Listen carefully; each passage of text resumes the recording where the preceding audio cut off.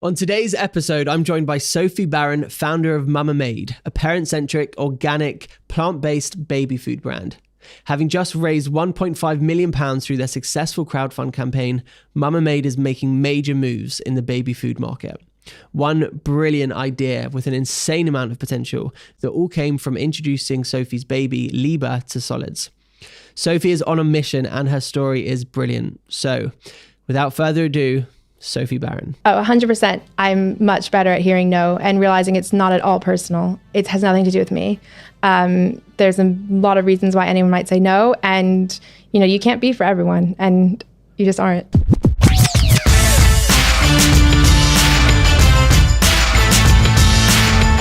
Sophie Baron, how are you? Thanks so much for being on the show. Hi, Joe. Thanks for having me. I've got a ton of questions for you, but the first one is, is it possible to sum up a company as brilliant as Mamamade in one sentence? I'll try.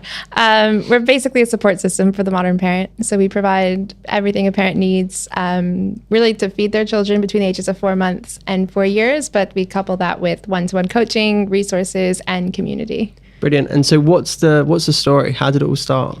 It really started from my own kitchen. Believe it or not, it started when the idea for it really came when my daughter was about 6 months. I'd always been very career oriented.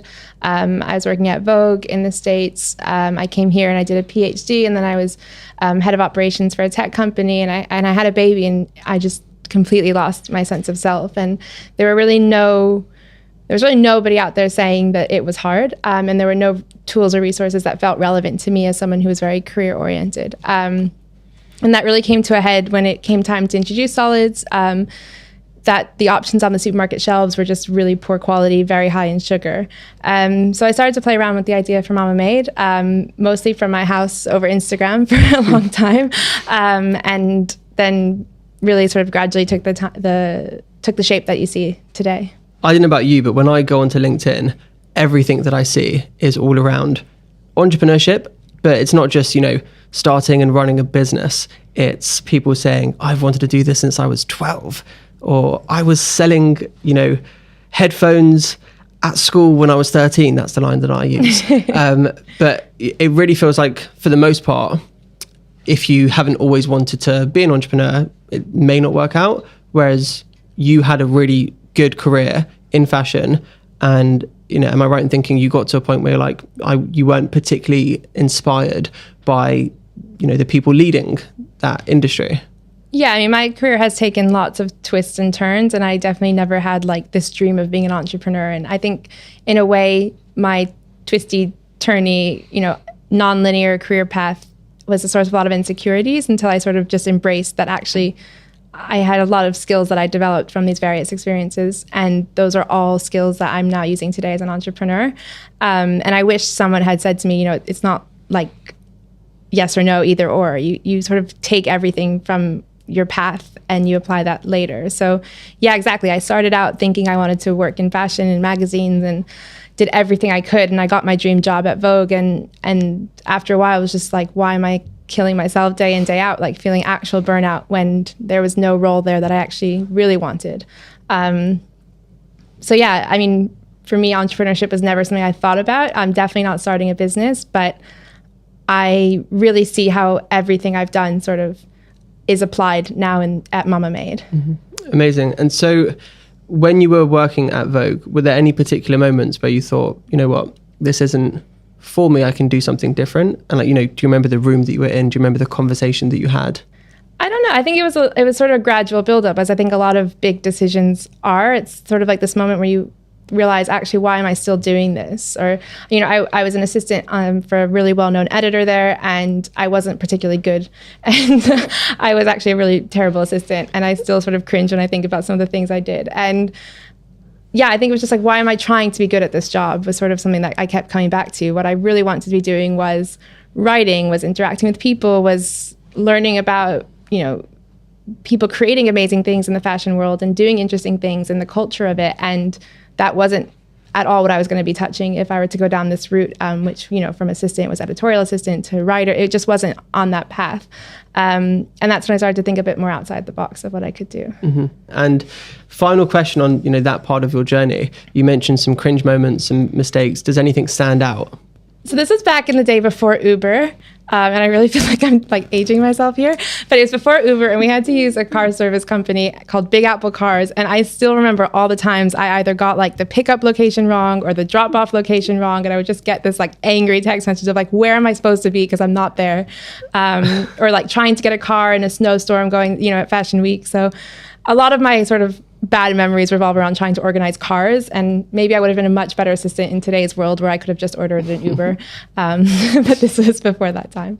When it comes to the term mumtrepreneur or mumpreneur, I understand you're not particularly fond of that. No, I'm not. I think it has to do sort of with girl boss also kind of going out of favor now these days. I think it feels quite twee, it feels belittling, and it doesn't tell the full picture of what I'm doing, I think. People say mumpreneur and they're focused very much on that kind of mum element. I think it's a hard one with Mamamade, because obviously at Mamamade I'm serving the mom economy to some extent. But yeah, I just feel like it doesn't capture the full scale of the ambition, and it also, in a way just belittles what we're actually doing and what we can do for how many people. And it doesn't feel serious. It doesn't, I've at this point raised quite a bit of money for Mamamade. I should be taken equally as seriously as any other startup founder in the London ecosystem. Mm-hmm. Absolutely. I mean, if somebody said to me that I was a male entrepreneur, I would just kind of be like, okay, and it doesn't really make sense. But then when we look at, businesswomen, it is always that. It's female entrepreneur or girl boss, as you mentioned, or mumpreneur. Yeah, it's a hard one, though, because I do feel like I feel an extra element of, pride, I suppose, that I'm able to do this and have a family. And I think there's something to that. But just keeping me in that one column as mompreneur is, it doesn't feel fair. I mean, I'm as much an entrepreneur as you, Joe. So I am an uncle to 9. Oh my gosh. I'm one of 6 kids. So there's a big family. And I always find it really interesting, just in terms of roles for the mum and the dad. It's so typical that the mum's role is to, be the primary caretaker for the kids, but then she's also expected to work a full-time job. And I think that's something that must have changed over the years. But so now, from my perspective, as a guy, what I see is that you've got so many examples now of brilliant businesswomen who are also still being brilliant parents. Have you seen that as well? Yeah, I think we're all maybe becoming a bit braver to say, I can't do it all. I think that's certainly something that we're seeing with the Mamamade community, is people being very open about their limits and where they need help and where they need more support. And I think taking that pressure off of doing it all actually in a way makes it easier to then find a balance that feels right for you. And certainly, with the pandemic world moving into a world that's more accommodating of flexible work schedules, of flexible working arrangements, we've definitely found that at Mamamade we're able to hire really amazing talent who are also parents, because we're able to, we don't mind what hours they work. We care more about the output that we see, and that is a relatively sort of novel arrangement. How do you manage that? Do you have kind of systems in place for each person having set in stone work hours which are flexible? We have sort of hours that we want the team to be available or generally responsive, but we also just say be as open as you can be about the hours that you're working. And that creates a culture of appreciating that everyone's kind of working on their own projects, being quite clear about goals and objectives and results that you want to be tracking. But ultimately, there is a lot of overlap. But it doesn't matter if this person clocks out at 2 or that person doesn't work on a Friday, still being able to have meetings throughout the week that kind of capture that feeling of a team. I'm sure we'll face new hurdles as we grow, but for now it's working for us. It's something we've been looking at as well. How can you be as flexible as possible, but then also have those moments of community and those moments of culture building? Yeah, I think having Slack is like an amazing tool for us. First of all, also our team isn't entirely based in London. We've got people in Wales, we've got people in the north of England. And being able to be kind of online together has been extremely helpful. And you do notice, like, if someone's not being very responsive on Slack, like it does become quite obvious. And you're like, if you're away, just let it be known sort of thing. So yeah, right now it's working. I'm sure we'll need to tweak as we grow. Yeah, I love Slack. My favorite emoji is the dancing man. I use it a lot. It's great. Okay, wicked. And one of the other things that I wanted to touch base on was the hugely successful crowdfund that you did. Everything from why did you pick Seedrs to the strategy that you employed to kind of, it was 827,000, right? Yeah. Huge. So what's the story there? Yeah, it was so exciting. I mean, for us, Mamamade was it was always originally from my kitchen and Instagram business, and then seeing the response from other parents on Instagram and on email, and just seeing that there was really this community building around it. I really wanted to make sure there was a way to include everyone in the journey as we grew, because originally Mamamade was bootstrapped. We raised a really small round about a year and a half ago, and then with this bigger round, wanting to include everyone. Seedrs seemed like a no-brainer for us. They've got a really strong record in food and drink, a really strong record in vegan brands, which we happen to be. And so we just loved the platform and felt like it was also had a much higher kind of bar for due diligence. So wanting to provide that for the people who are coming into our round.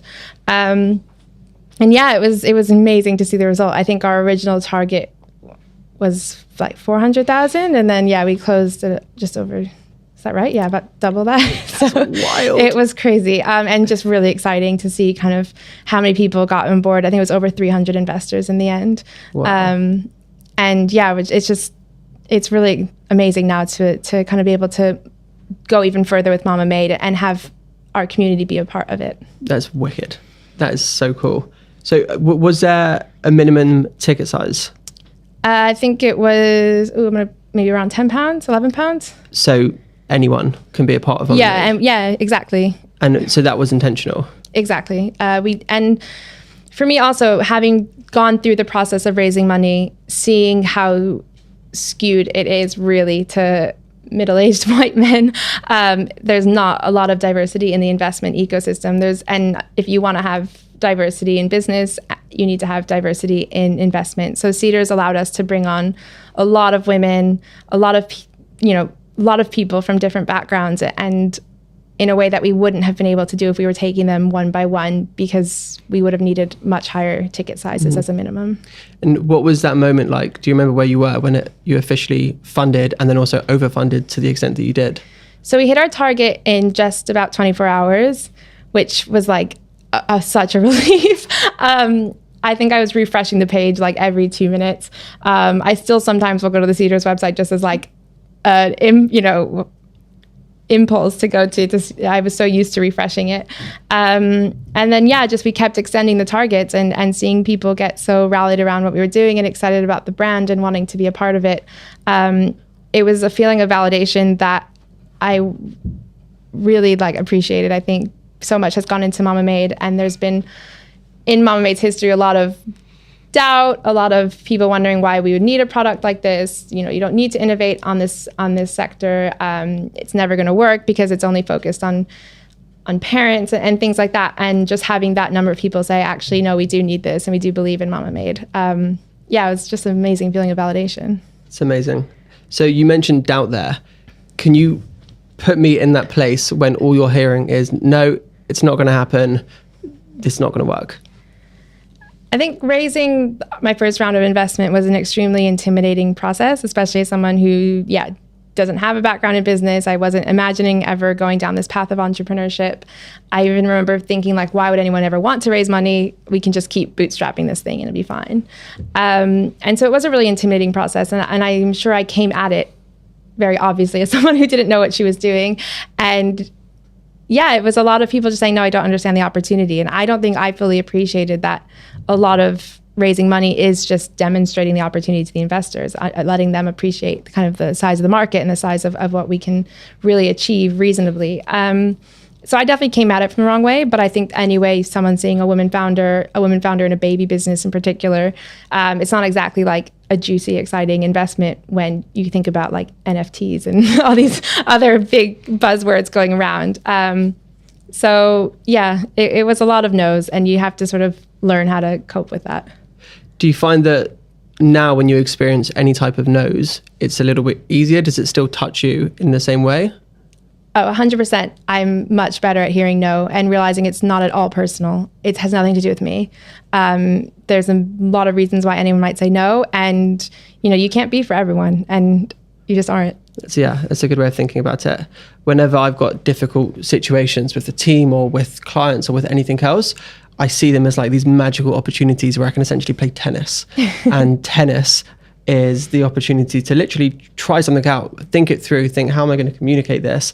And then send it over. And now ball's in their court. Like, it's their time. They're going to think, they're going to respond. And when it comes back, if it is a no, it's like once you've gone through that no so many times, it flies right past you. Yeah.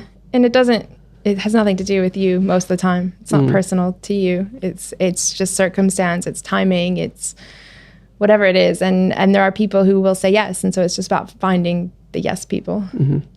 What I'm really interested in is this, bootstrapping period, and then the transition mentally to, okay, we're going to raise some cash. What was it that did that? Was it about size of opportunity? Was it about the pace that you were growing? Yeah, it was the pace we were growing. Basically, the first lockdown in 2020 was this huge push. At the time, I was still in my house. I think we were sending out probably like 30 boxes a week. It was quite manageable. I was still able to do most things myself. And then overnight, it was just like, what are we going to do? We managed to spend a bit of cash to get out of my house and hire people to help and start to grow the actual operational side of the business. But then it just got to a point where there was so much demand for it, and we needed to grow much quicker than we were. Was there much of a concern about taking on the right type of investment, reducing your equity stake, or was it pretty simple that you knew you were going to do it? At that point, I didn't worry about my equity stake, and I still don't really worry about it, because what we're doing at Mamamade is not about me. It's about building something that's going to serve as many parents as possible. And so I don't care what I walk away with in terms of percentage. I really care about, can we deliver on this? And I would say when it came time to fundraising, it was like trying to figure out which was the best route for money. I certainly had a lot of hesitation around institutional money, some raising from VCs or funds. And we were raising a relatively small amount at that stage. So it felt right to raise just from individuals and people we knew really well, people who'd, put their belief in me at whatever stage I had. I raised from old bosses, I raised from friends and family, and then their contacts. So it was a relatively smaller round, and then going into this much, much bigger round. Again, we had a lot of thought about what kind of people do we want on board this journey with us. And that's when we landed on the crowdfund and on more angels. So when people talk about community, sometimes it's referring to a really small group of people who can chat to each other every day. Sometimes it's referring to millions or billions. I remember at one point Facebook strapline was about community. And then you could take a step back and think, but what is community then if those people don't interact? What does that mean to you, and what does it mean to Mamamade? It's a really good question. I think for Mamamade, we see ourselves as building out a platform, really like a safe space in a way where people can come and say, you know what, parenting is not always easy and not always beautiful. That was certainly the case when I had my daughters. You'd go onto social media or anything, and people were just like, everything's going swimmingly, everything's perfect. And even now we have regular calls with customers. We offer mealtime coaching, and we're in touch with them over email and DMs on Instagram, and they're always saying, oh, but my friend's baby is doing so well. So it's a place to really come and share everything, and share the highs and the lows. And for us at the moment, that's all housed on our Instagram.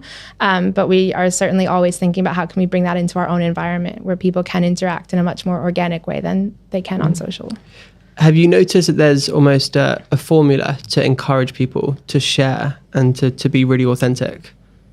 I think from experience, you have to be authentic. You can't instill it. I've tried.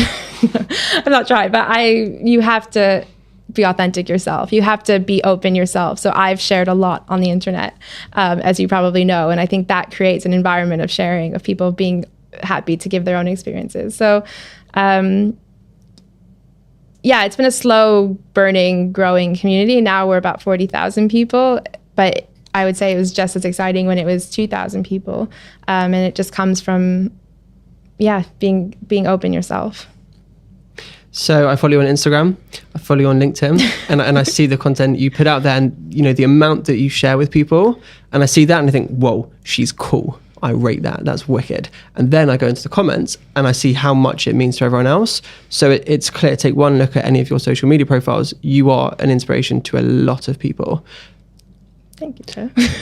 I always feel like a question or statement. I always feel like I'm oversharing on the internet. There's always this moment of cringe of like, I'm going to put this out there. And then I get like my second cousin in New Jersey replying, and I get my, person I've not spoken to in 10 years replying. But it's so amazing actually to see how meaningful that is to so many people. And that's been the most sort of rewarding part of this is understanding why I'm oversharing on the internet is actually because I was desperate for someone to say the same, for me to find that same content when I had my daughter. Instead, it was a lot of people, dropping baby weight straight away, getting right into it. They had tons of support around them, and I had nothing. And I was it was a really hard time for me after both births, actually. So, I guess I'm just wanting to putting out what I want to get back. Yeah, I think that's really nice. It reminds me of the quote, be who you wanted. Hold on, I'm going to get this right. Be the person you needed when you were younger. Yeah, that works. That works. And so I guess a follow-up question to that is, who inspires you? Who is out there? What entrepreneurs, what business people are out there who you think just absolutely nail it? They're authentic, they show vulnerability, they build cool businesses. Sarah Blakely, hands down, for me is I just think she's the most incredible person to follow. I think there's a few reasons. Not only did she build an incredible business really authentically, didn't take any outside investment, I think, until like this year or something, but she's very open about her family life as well. Obviously, she got to then a stage of her career and her life where she could focus a lot on her family, but I think being open about that, being open that she didn't start her family until her late 30s. And it's amazing to see someone of that power, I guess, share so much of their personal life, and I take a lot of inspiration from her. So when it comes to confidence, would you say you're a confident person? I would say I've learned confidence. I think a lot of these entrepreneur-specific traits are learnable because I have learned them, and it's interesting to look back and see the journey I've been on from when I launched Mamamade. There's a reason why people back second-time founders, I think, is because you learn a lot over the journey. And I've certainly learned a lot of the kind of mindset stuff that's helping me now. What are those bits? What are the mindset bits? I think there's a lot of work for me around I do a lot of affirmation work. I do a lot of boundary setting. Learning how to say no is something that's particularly difficult, I think, for a lot of women as individuals who are perhaps programmed to want to people please. That's something that I've had to do a lot of work around. Just young of like self-coaching kind of the same thing of like hearing no, understanding why that affects me and how to bounce back from it.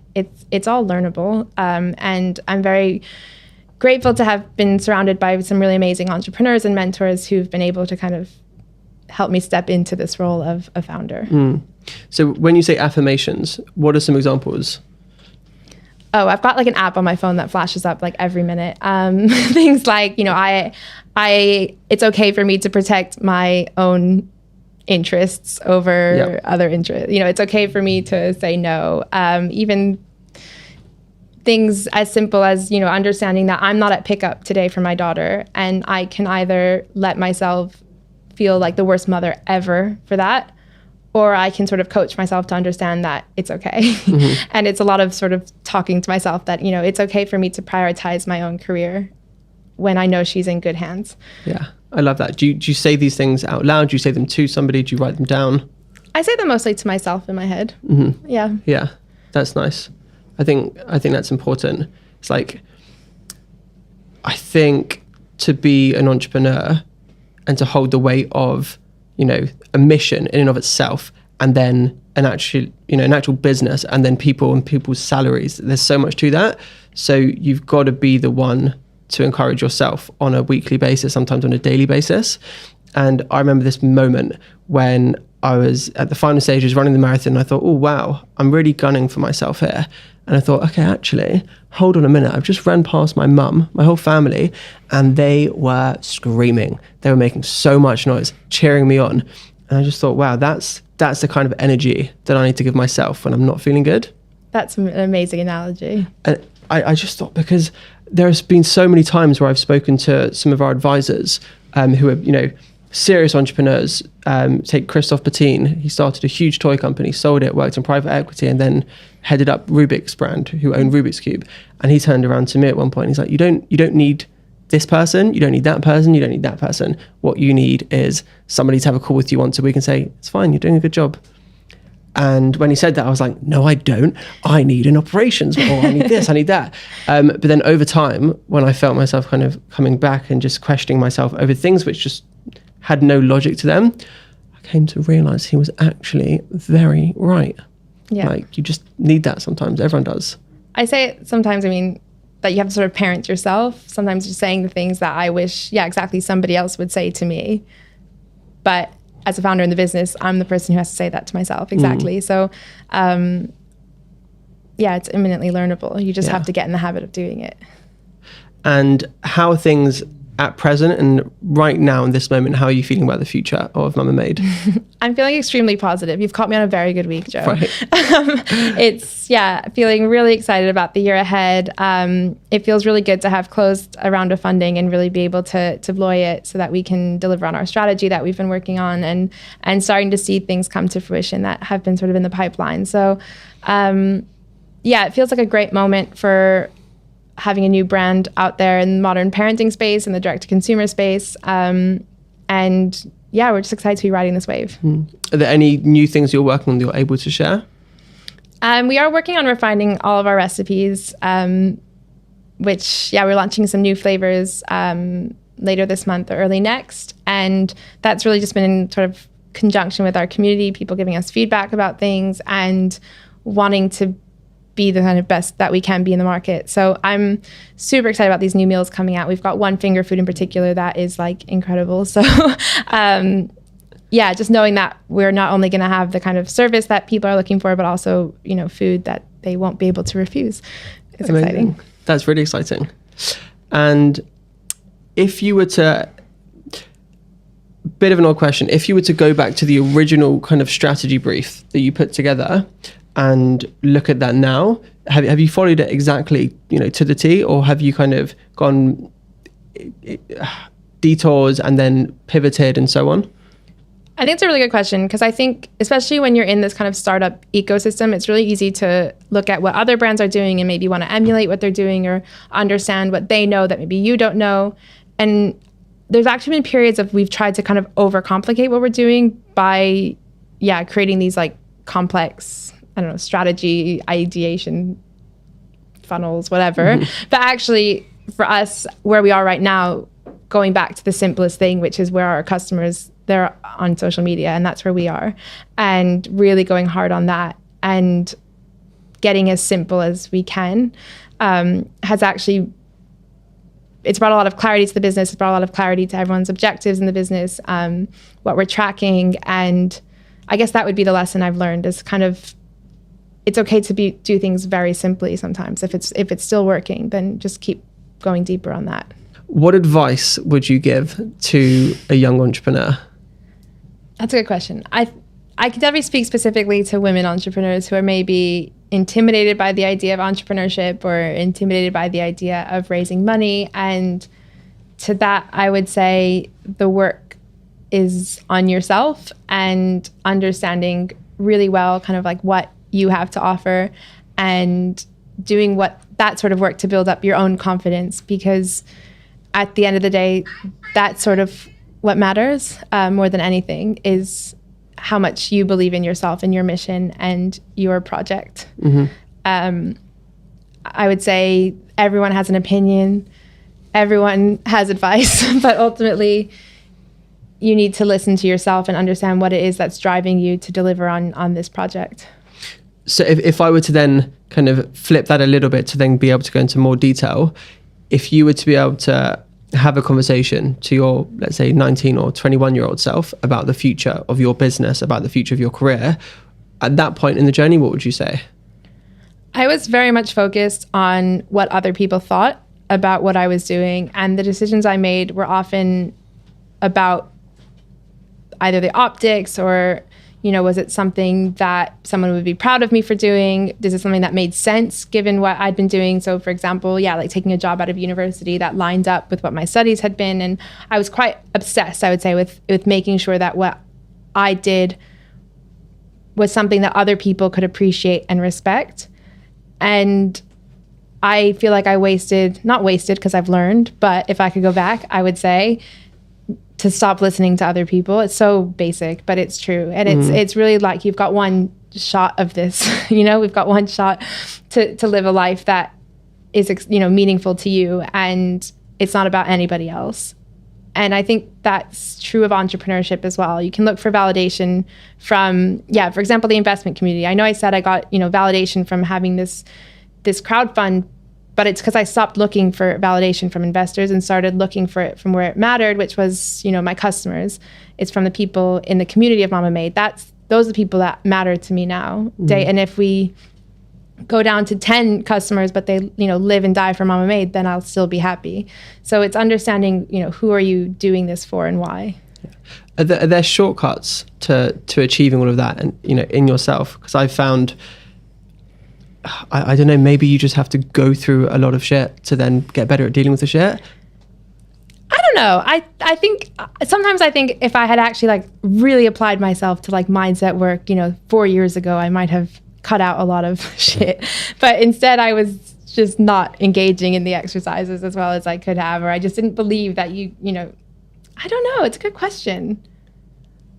I think not shortcuts, but I think like anything, if you really did an accelerated version, you probably could get through it. Yeah, quicker. Accelerated mindset coaching, meditation. Yeah, although I don't meditate, but as in, I don't think there's there's not one size fits all for this kind of thing. I think it is a process of finding out what works for you, and maybe part of that process is trying everything once and then figuring it out. So I don't know if there are shortcuts. Yeah, that's something that I find interesting, because when I started WOW, there was a 6-month period where I was game. I was ready to just work my ass off, but I had no clue what to do. Yeah. So I was just out here, I had my laptop in front of me. I was coordinating between different writers around the country about this whole blog article thing, and we were going to create a website, and then I had to start creating a website on Squarespace. And anyway, it took me so long to realize what I was actually doing, who the target audience were, and then where they lived.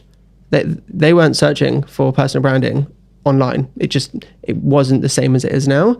So I had to go through that whole phase, and it was just painful. And I feel like a lot of the time within the whole narrative and discussion around entrepreneurship, there's that beginning phase, which is when you're so ready to apply yourself and to just go for it, but you just don't know what to do. So there's this limbo phase, but it's just painfully frustrating. That really resonates, because I think I was a lot like that. And in some ways I still am, in that sense of let me be really busy and get done. I want this done as quickly as possible. I've got big dreams for Mamamade. Now we've raised money. We've got these targets. We're going to hit them and just run. But actually, sometimes you do just need to be slow about it, and you need to plan out, and you need to understand, who your audience is, why you're doing this, what's your purpose. And all that work, I just thought, I'm not going to do that work. I'm not going to do that work of the branding. I'm just going to go for it. I have a very, I had a sense of what kind of brand I wanted to build. I had a sense of who this was for, and I felt like that's enough. I'm just going to go. But as you say, you get to a point where it's that's not even where our customer is. Do we even know who our customer is? So taking that time, which is maybe a time during which you're not growing the business, but you are understanding what you're doing a lot better, is so important. And I wish I'd given myself permission to take that time a lot earlier than I did in the end. I would love to ask about one of the the breakpoint crisis moments. Perhaps there was something with supply chain, and then, you managed to sort it out and what the learnings were. And then also, one of the breakthrough, wow, this is how we do our processes, or this is how we do the recipes, or this is how we do the brand. One of the worst times the darkest time in our time of Mamamade was probably last Christmas. We had a very bad developer who essentially was lying to us for months about the work that he was doing. It didn't actually exist. It was very weird. And the new website with new branding was meant to go live, let's say early December. I was due with my son at the time, mid-December. I was going to be on mat leave over Christmas. It was all going to be perfect.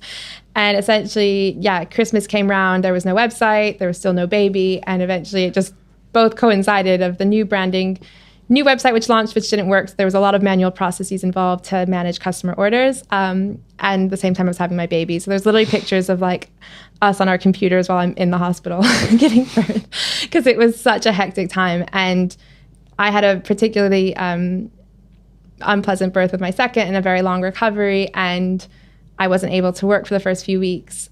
And that was a time in the business where I genuinely thought we might not survive it, because the website was in such a poor state, and we're obviously a digital business. I just didn't have the like mental capacity to be doing what I was doing. We look back on that as like a really hard time.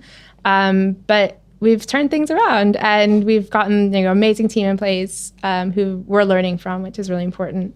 And I feel like now, thankfully, we're really hitting a stride in terms of our processes and how we're reaching our customers and speaking to them, and also keeping them happy. So one of the things I love about podcasts in general is that we don't know who's listening. But I can guarantee there's someone listening right now who is going through their ultimate shitstorm. All of their worlds in their life, the social, the business, the everything else is colliding all at once, and they're just like, this is not going to work out for me. And now we've got you saying, okay, well, look, I've been through that. It was horrible. It was difficult. But look where I am now. It all worked out. And again, it's that sort of it was these moments where I had to say to myself, not forget the investors, but the investors aside, I've put my own, time and money into this business. I cannot just stop today, as much as I wanted to, as much as I really just wanted to like close up shop and focus on my baby. I really couldn't. It would have meant a waste to some extent, and also an unrealized opportunity, which I still firmly believe in. So it took a lot of that kind of dig deep. Probably the same thing when you were running the marathon, of this kind of like, nope, I'm going to finish this. I'm going to cheer myself on because it's the last thing I want to do, but I have to. Then the euphoria on the other side is really amazing. So this podcast is called Stamp Your Mark. It's all about the mark we leave on the world, but also the mark that we create when we're here. And so when you think about, the world that you want Arthur and Liba to grow up in, what does that world look like?